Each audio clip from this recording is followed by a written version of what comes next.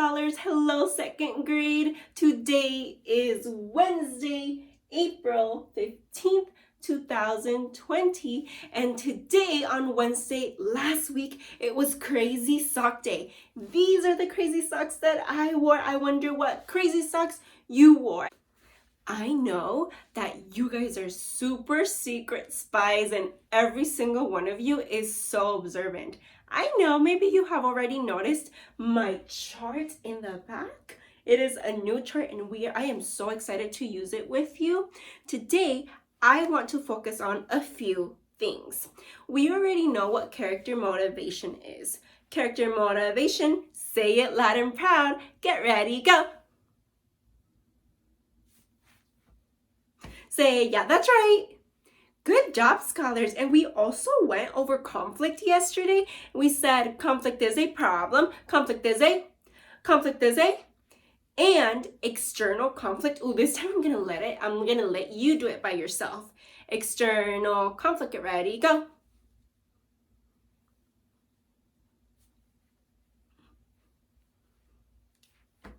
Good job.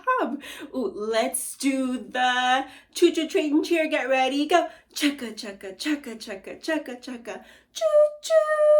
Scholars, today we are going to continue reading Mr. Popper's Penguins. Just in case you forgot, here is a close-up of the book. Take a good look at it. Really cool. Scholars, we know that every story has a problem and every story has a conflict. Every story has a conflict can be between two characters or a character with himself. A conflict between two characters is called an external conflict. External conflict is when two characters want opposite things, but they both can't get what they want.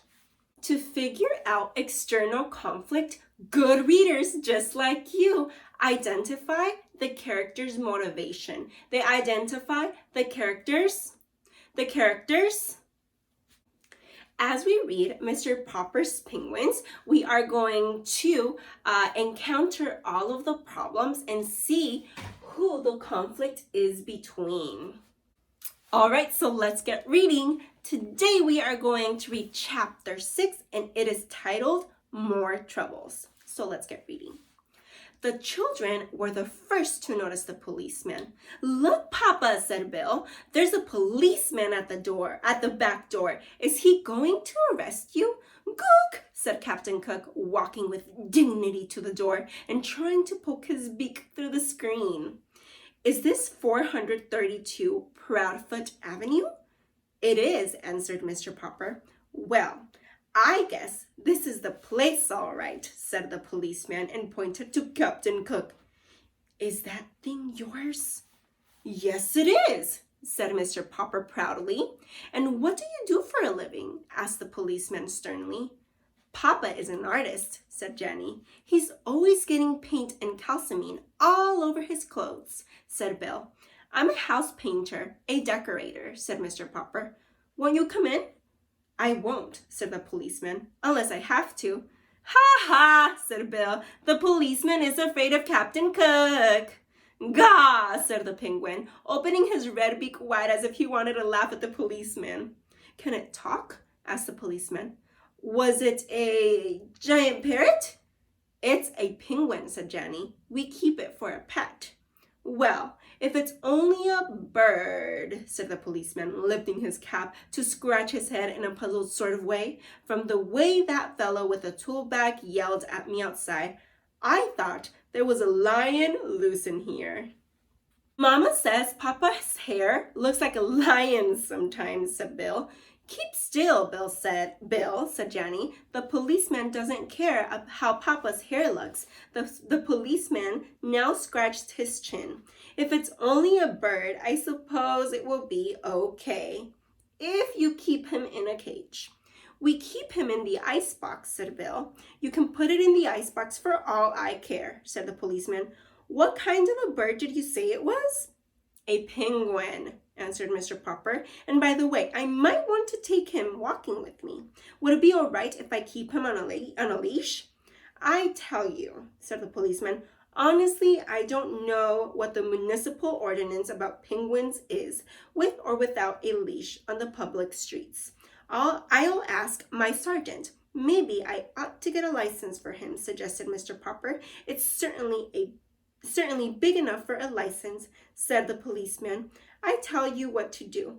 You call up the city hall and ask them what the ruling about penguins is. Scholars, I want to know, is there a conflict between Mr. Popper and the police office? How do you know? I know, scholars, that first of all, in order for us to find conflict, the first step is seeing if it's different from what they want, if their motivation is different. So ask yourselves, does Mr. Popper and the police office want different things? How do you know? Say it out loud. Go.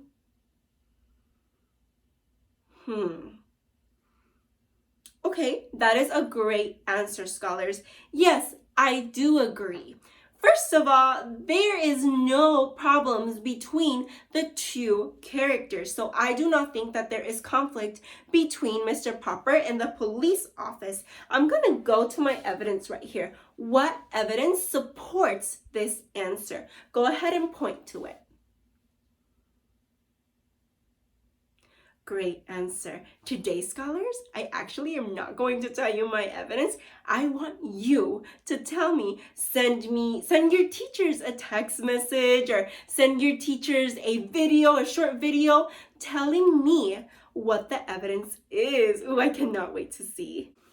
If I receive your answers from your teachers, scholars, I just might give you a shout out in the next week's video. Super exciting. I can't wait. All right, so let's keep reading. And good luck to you, Popper.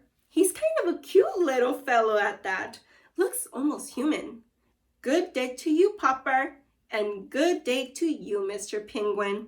When Mr. Popper telephoned the city hall to see about a license for Captain Cook, the penguin did his best to disconnect the telephone by biting the green cord. Perhaps he thought it was some kind of new kind of eel. But just then, Mrs. Popper came back from market and opened a can of shrimp so that Mr. Popper was soon left alone at the telephone. Even so, he found it was not so easy to learn whether or not he must get a license for his strange pet.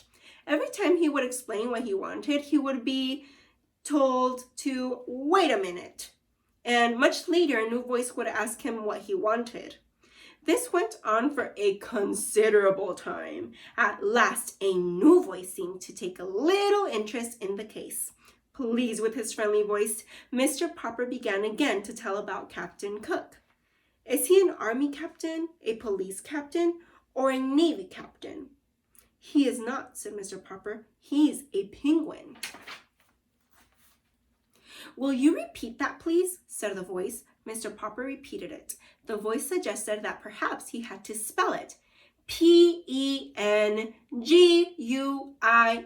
said Mr. Popper. Penguin. Oh, said the voice. You mean that Captain Cook's first name is Benjamin? Not Benjamin. Penguin. It's a bird, said Mr. Popper. Do you mean, said the telephone in his ear, that Captain Cook wishes a license to shoot birds? I'm sorry, the bird hunting season does not open until November, and please try to speak a little more distinctly. Mr. Topper, did you say your name is? My name is Popper, not Topper, shouted Mr. Popper. Yes, Mr. Potter. Now, I can hear you quite clearly. Then listen, roared Mr. Popper, now completely outraged. If you folks at the city hall don't even know what penguins are, I guess you haven't any rule saying that they have to be licensed. I will do without a license for Captain Cook. Scholars, what is the voice's misconception? Let's go ahead and point to our brains very quickly. I know that misconception means the wrong idea. So what is the wrong idea that the voice has, or what is the voice's misconception. When I say go, you're going to tell me loud and proud, and don't forget to add evidence. Remember, any question that you send your teachers, and if I see that answer, I might give you a shout out. Get ready, find your evidence first, and go. What evidence supports your answer? All right, when I say go, I want you to tell me your complete answer with your evidence added. Get ready, go.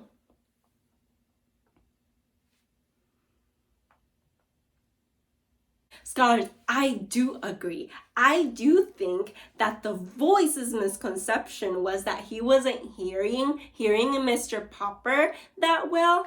I know in my on my evidence on page 42, he asks Mr. Popper to spell out penguin, Penguin, and then he said, "Oh, his name is Benjamin."